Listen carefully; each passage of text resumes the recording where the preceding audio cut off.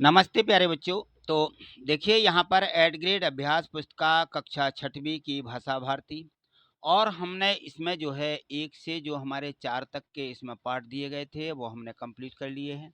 आज हम इसका अगला जो 5वां पाठ है उसको समझेंगे और अपनी इस नोटबुक में लिख लेंगे, ठीक है? तो हमें जो है यहाँ पे देखिए ये जो पाठ दिया गया है इसमें ये है हमारा भाषा भारती और 2023-24 की, और इसमें देखें तो जो यहाँ पे अनुक्रमणिका दी गई है इस अनुक्रमणिका में हमारे पाठ 1 से लेकर के 22 तक के पाठ दिए गए हैं।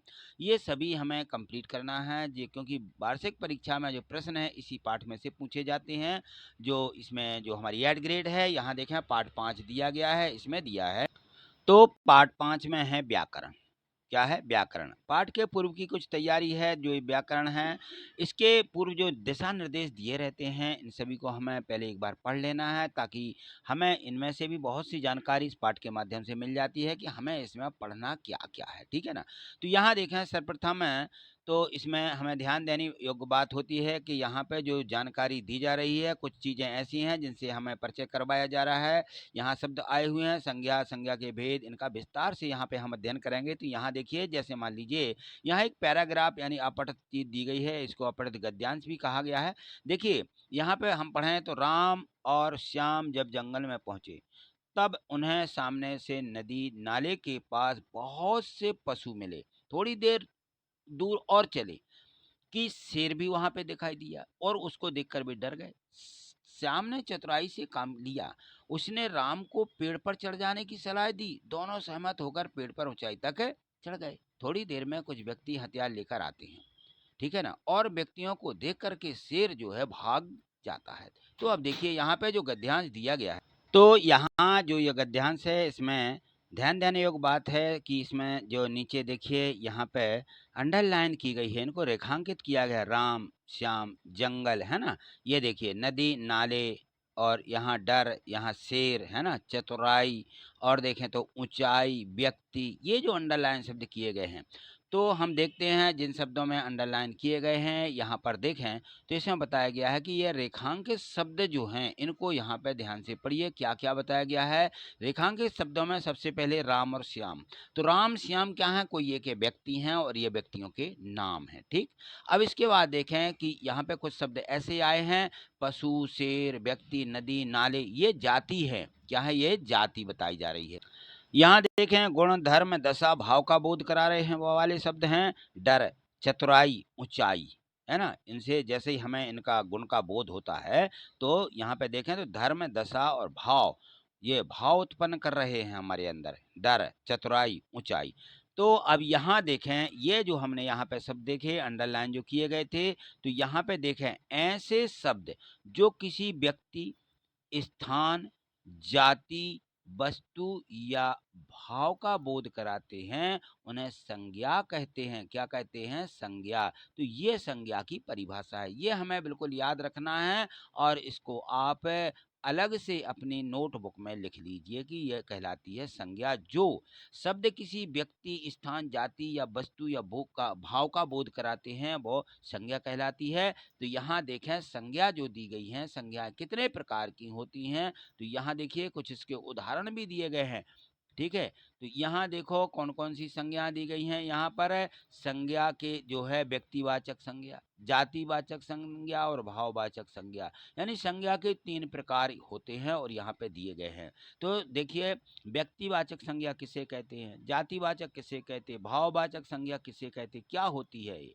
तो देखिए व्यक्तिवाचक संज्ञा, सबसे पहले इसके उदाहरण भी देख लें और इसका मतलब और आशय समझें।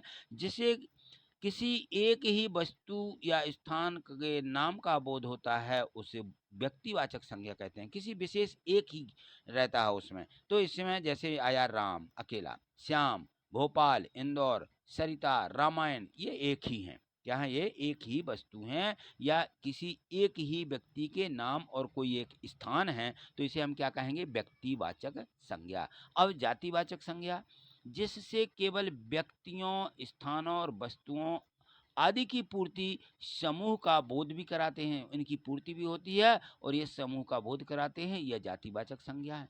जैसे यहाँ पे दिया है देखिए पशु, शेर, व्यक्ति, नदी, नाले, पुस्तक, लड़का, लड़की, फल, देश, गाय आदि। इस प्रकार से ये दिए गए हैं। क्या है ये? यह जातिवाचक संज्ञा है।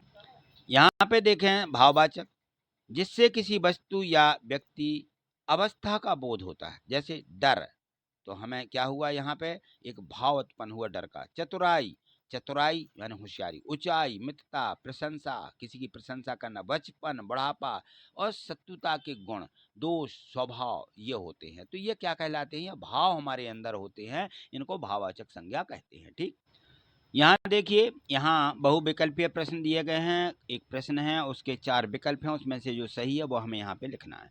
पढ़ना लिखना शब्द हैं। पढ़ना और लिखना ये क्या है? ये क्रिया है। क्या बोलते हैं? क्रिया शब्द। ठीक है ना? तो ये बी में दिया है, यहाँ पर हम इसको लिख देंगे। ठीक है, जिसके बाद में ना लगता है वो क्रियाएं होती हैं। प्रश्न 2 है, विस्मयादि सूचक वाक्य। विस्मयादि सूचक, अब देखिए विस्मयादि सूचक इस प्रकार से रहते हैं। यहाँ पे दिया गया है, अरे 9 बज गए। क्या बोलते हैं? अरे 9 बज गए। और यहाँ ये चिन्ह रहता है, विस्मयादि जो सूचक चिन्ह है, ये चिन्ह का प्रयोग करेंगे और इसके बाद इस प्रकार से इसको बोलेंगे, इसका इस प्रकार उच्चारण करेंगे, अरे 9 बज गए। इस प्रकार से इसका उच्चारण होता है। प्रश्न 3 देखिए, इसमें है संज्ञा शब्द के स्थान पर प्रयोग होने वाले शब्द लिखिए। उनको क्या कहते हैं? उनको सर्वनाम कहते हैं। ठीक, तो जैसे मान लीजिए यहाँ पर देखें, तो इसमें देखिए जो संज्ञा शब्दों के स्थान पर प्रयोग होने वाले शब्द होते हैं उसे हम सर्वनाम तो कहते हैं, और वो शब्द हैं हम, तुम, वे। ठीक है, इस प्रकार के शब्दों का हम प्रयोग करते हैं, या किसी के नाम को भी यहाँ पर हम उपयोग करते हैं। प्रश्न 4 देखिए, अकर्मक क्रिया के कोई 2 उदाहरण। तो ये अकर्मक क्रिया है, शीला हंसती है, बच्चा रो रहा है। ये क्या है? ये अकर्मक क्रिया है। प्रश्न 5 देखें, विशेषण किसे कहते हैं? तो जो संज्ञा, ज्ञानी का बनाना, यहाँ संज्ञा या सर्वनाम शब्दों की विशेषता बताने वाले शब्दों को विशेषण कहते हैं। ठीक, पाठ प्रश्न 6 दिया गया है, इसमें है कि भोपाल जाता हूँ। इस वाक्य को भूतकाल एवं भविष्य काल में बदलिए। तो देखिए, जाता ताती ते लगा रहता है, वो वर्तमान काल कहलाता है, और भूतकाल में था थे थी इस प्रकार से आता है ना, और भविष्य काल में गागेगी लगता है ना। तो यहाँ हम इसका भूतकाल बनाएंगे, मैं भोपाल जाता हूँ का, इसका हो जाएगा मैं भोपाल जाता था। कब? भूतकाल मन बहुत पहले, है ना। भविष्य काल में हो जाएगा मैं भोपाल जाऊंगा आगे। तो इसमें गा लग जाता है और इसमें था थे थी इस प्रकार के शब्द आते हैं। तो ये कहलाते हैं भूतकाल, ये भविष्य काल, और ये जो शब्द दिया है ये कौन सा है? यह वर्तमान काल है। वर्तमान काल की क्या पहचान होती है? ता ते ती इस प्रकार से, जाता जाती, खाता पीता, रोता खेलता, ता आता है उसमें। ठीक है ना, और ता के साथ में यदि था थे थी लगा है तो वह भूतकाल है। ठीक है, और उसके बाद आता है गा। ठीक, तो जैसे क्रिया होती है तो क्रिया के साथ में गा गे गी इस प्रकार के शब्द आ जाते हैं। तो ये कहलाते हैं हमारे यहाँ पे काल। ठीक, चलिए आगे देखिए, लघु उत्तरीय प्रश्न यहाँ से दिए गए हैं। इसमें प्रश्न 7 है, निम्नलिखित विराम चिन्हों के बारे में लिखिए। विराम चिन्ह, अल्प विराम, पूर्ण विराम। तो अल्प विराम क्या होता है? देखिए, ये छोटा सा चिन्ह बना दिया जाता है ना, इसको आप अच्छे से जानते हैं, यह है अल्प विराम। तो इस चिन्ह का प्रयोग वाक्य में बीच में आवश्यकता के अनुसार समान शब्दों के बीच में होता है, ये अल्प विराम है। और पूर्ण विराम, अब देखें तो पूर्ण विराम में सीधा ऐसा डंडा रहता है पूरा, ये पूर्ण विराम लगा हुआ, ये यहाँ पे देखें तो ये पूर्ण विराम है। कथन में पूर्ण होने वाले वाक्य के अंत में उस चिन्ह को लगाया जाता है, इसका प्रयोग किया जाता है, और ये कहलाता है पूर्ण विराम। एक डंडा सीधा रहता है, ये अल्प विराम नहीं, एक सीधा डंडा ऐसा, ये कहलाता है पूर्ण विराम। जब हमारा वाक्य समाप्त हो जाता है तब हम पूर्ण विराम को लगा देते हैं। ठीक, चलिए आगे देखिए, प्रश्न 8 देखिए, व्याकरण परिवार के सदस्यों के नाम लिखिए।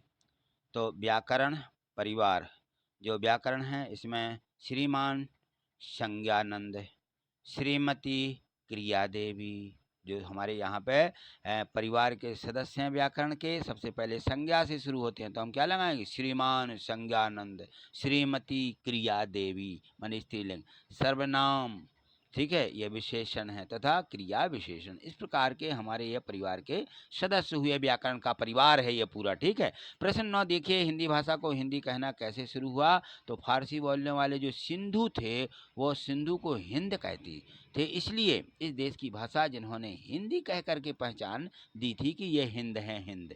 ठीक है, कौन कहते थे? ये सिंधु के लोग थे, हम लोगों को हिंद कहते थे, इसलिए हमारी भाषा भी यहाँ की क्या हो गई? हिंद हो गई और हम हिंदुस्तानी हो गए। ठीक। प्रश्न 10वां देखिए, यहाँ पे एक गद्यांश दिया गया है, इसको पढ़िए।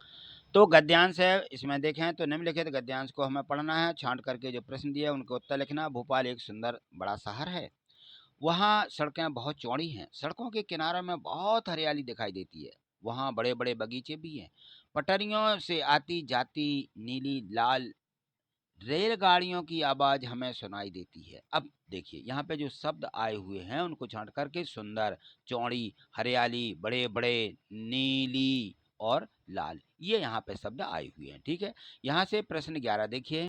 यहाँ देखें प्रश्न 11 दिया गया है और यहाँ से दीर्घोत्तरीय प्रश्न दिए गए हैं। यहाँ पे लिखा है कि उचित विराम चिन्हों का प्रयोग करते हुए अपने परिवार का के बारे में 5 बातें लिखिए। तो मेरा ऐसा लिखेंगे, मेरा एक संयुक्त परिवार है।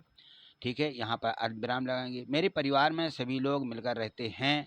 मेरे मुखिया मेरे पिताजी हैं। मेरे घर के यहाँ पे लिख लीजिए घा और रा, घर। मेरे घर के मुखिया मेरे पिताजी, यहाँ पूर्ण विराम लगा देंगे। ये हमारा अल्पविराम है और यहाँ लगाएंगे हम यह पूर्ण विराम। ठीक है, अब यहाँ देखें प्रश्न 12 है, संस्कृत भाषा को देव भाषा क्यों कहा गया है? देवों की भाषा कही जाती है संस्कृत। तो संस्कृत भाषा इस देश की सबसे प्राचीन भाषा है, जिसका व्यवहार ऋषि मुनि विद्वान कवि करते रहे हैं बहुत पहले, इसलिए इसे देवों की भाषा भी कहा जाता है। ठीक, यहाँ पे पूर्ण विराम लगाना है।